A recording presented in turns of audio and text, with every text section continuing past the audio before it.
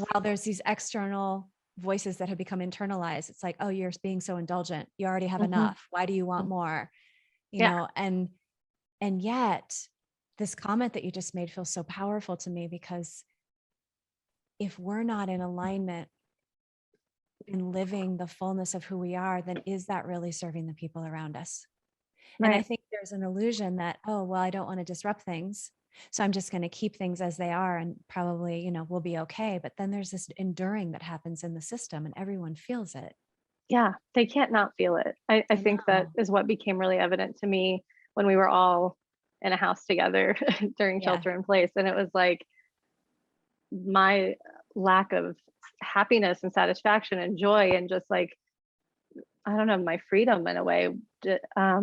I wasn't I wasn't that person. I wasn't living Mhm. that way, and I could feel that, and I knew that that was impacting them as much as it was impacting me. And so it became really clear at that point that Craig and I would do better to not force, an intimate relationship, but to really reframe what it was that we were going to be to each other and the type of love we would have for each other.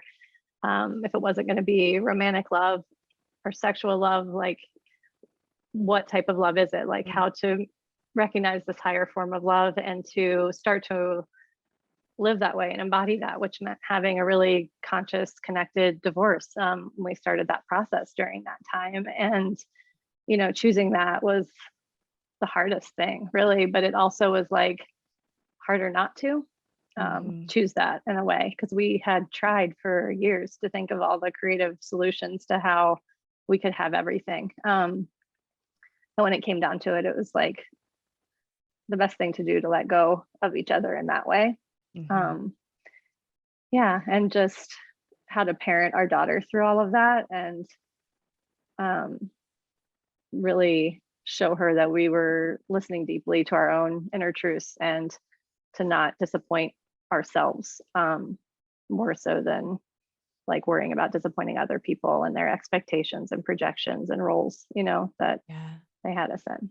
Yeah. And that brings up a ton. I mean, the word divorce is loaded. And Yeah. so, even in talking with my friends about, here's what's going to happen, and talking with my own little self about here's what's going to happen, Mhm. like I saw divorce in my own family and it certainly didn't look like this. It brings up so much about abandonment and, um, yeah, just people not ever communicating with each other again or having animosity toward each other. And just the pictures in my head, even around that word, are really dire. It's like Yeah. totally not what Craig and I are up to. And it's like we're trying to re-author that experience in a way for ourselves and for our daughter. So Yeah. it's hard. So Yeah. It's, well, because you're revolutionizing something.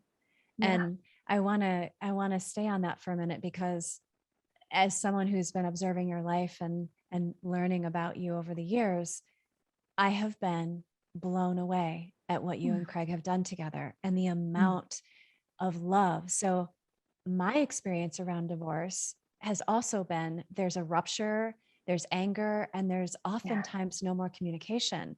But what I consistently saw you two doing was just staying in the love and Yes. working through whatever was arising within each of you. And I just want to plug him today, because just the bit that I do know, it just felt like he's the kind of being that was just, he loves you so much. I'm probably going to cry saying this, because he loves you so much that he was willing to just, he wanted you to go find what was going to make you fully expressed as a being. Yeah. And he wasn't trying to like hold you back or pin you down. And I don't see that very often. So I wonder if you could speak a little bit about your experience of him doing that and what that was like for you inside in terms of getting to where you are now.